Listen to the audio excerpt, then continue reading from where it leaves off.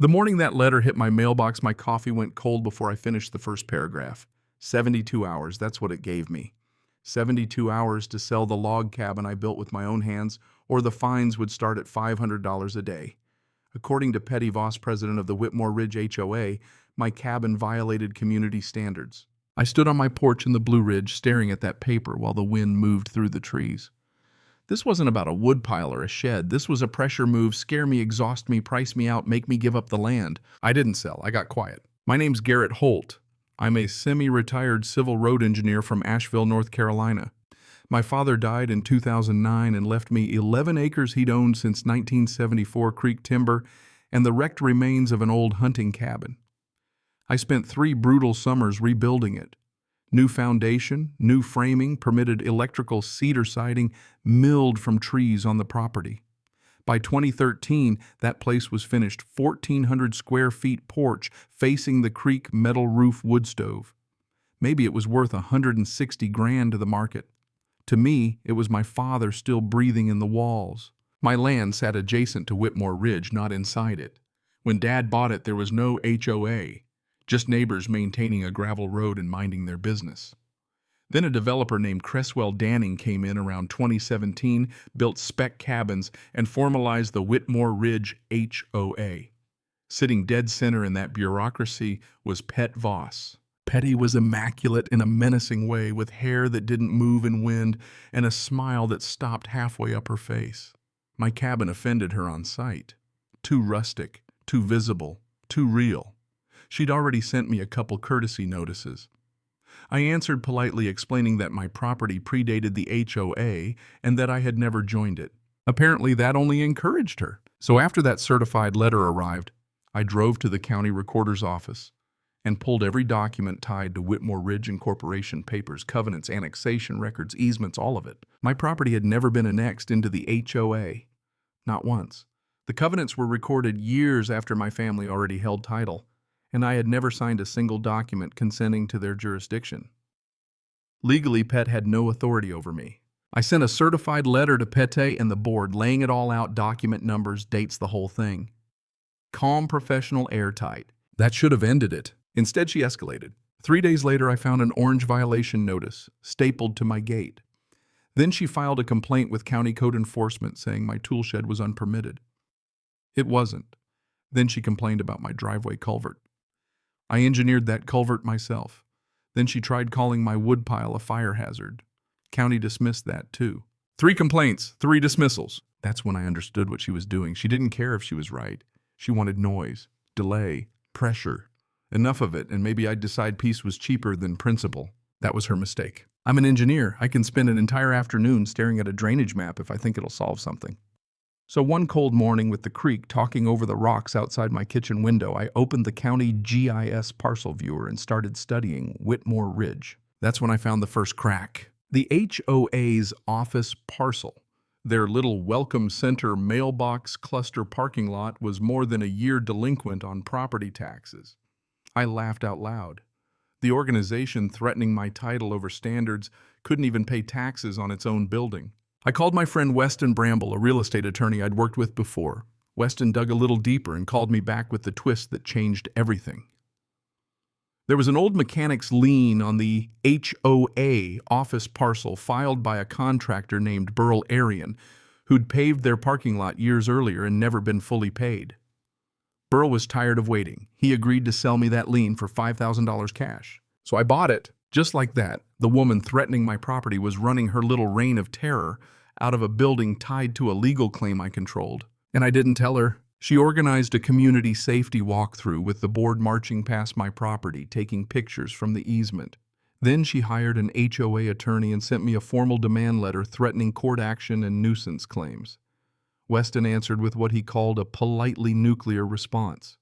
Buried in it was one line saying we were reviewing the HOA's real property holdings for potential adverse action. That line hit exactly where we wanted it to. Then came the second twist. The main entrance road into Whitmore Ridge crossed 2 parcels before it hit the public road. One belonged to the HOA. The other was a narrow strip where the road curved around an old walnut grove. That parcel belonged to an 81-year-old woman in Knoxville named Rosalind Fitch, who had inherited it and never done much with it. I tracked her down, called her, and told her the truth that I was fighting the HOA and wanted to buy that sliver of land. Rosalind got quiet for a second, then burst out laughing. Turned out Petty had once called her about beautification on that parcel, apparently forgetting she didn't own it. Rosalind sold the land to me. Weston reviewed the easement language. Sloppy. Rights of use for HOA members, yes, but enough gaps to give me leverage. So now I had two things: a lien on the HOA office and ownership of the land under part of the entrance road. Petty kept escalating. She whispered to newer neighbors that I was a threat to property values. She even contacted one of my consulting clients and tried to plant doubts about my professionalism. That little move backfired. The county roads director, she called, sent her a written warning and copied me. Weston read it and said, "Well, now she's given us tortious interference." By then I had a few quiet allies, old-timers on the ridge, who were tired of being bullied over barns, flower beds, and signs. I told them to come to the annual HOA meeting in early December and sit near the front. A few days before the meeting, Pet filed an actual lawsuit against me, trying to force my property into compliance with rules that had never applied to me. It was theater. She wanted to stand in front of the community looking powerful. So, on the morning of December 7th, frost covered the gravel. I drove to the entrance road with Weston beside me and a binder of documents on the seat between us. At 8 o'clock sharp, I swung shut the steel gate my friend Clifton had fabricated on the parcel I'd bought from Rosalind. I snapped the padlock and hung a laminated notice. Private property. Access conditioned upon written agreement with landowner. For access, contact Weston Bramble, attorney at law. Then I drove around the long way and walked into the welcome center before most of them even knew what had happened. By 9:15, cars were backed up at the locked gate. By 9:25, Pet's white Escalade was one of them. She called the sheriff.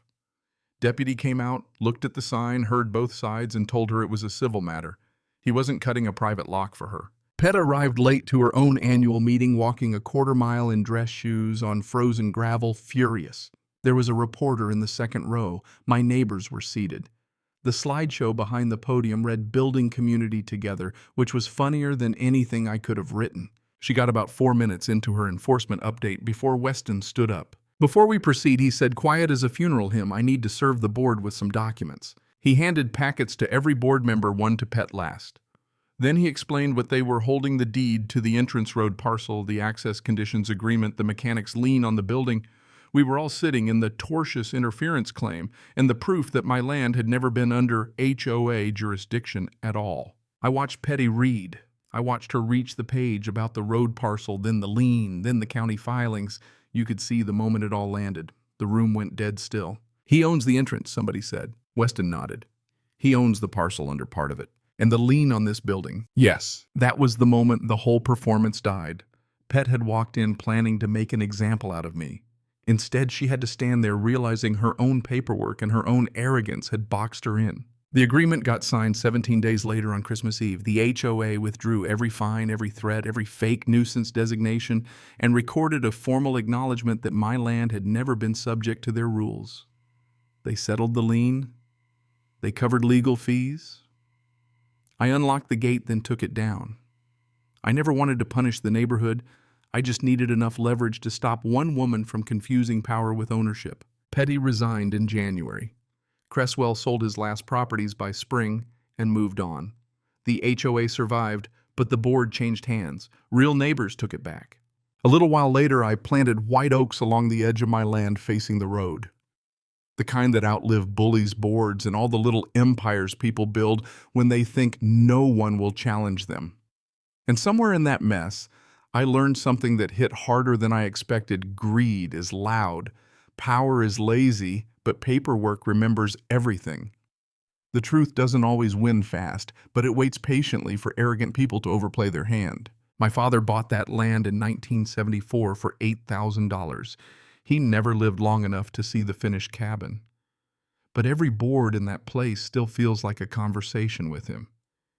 And maybe that was the real reason I never folded.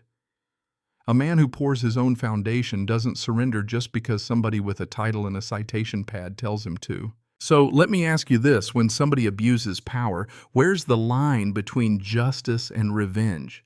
If that letter had shown up in your mailbox, would you have fought the same way or gone even harder? Tell me what you think. And if you've ever dealt with an HOA, a neighbor, Or anybody drunk on a little bit of authority, drop your story too. I want to hear your take on right-wrong karma and what real justice is supposed to look like when the bully finally gets stopped.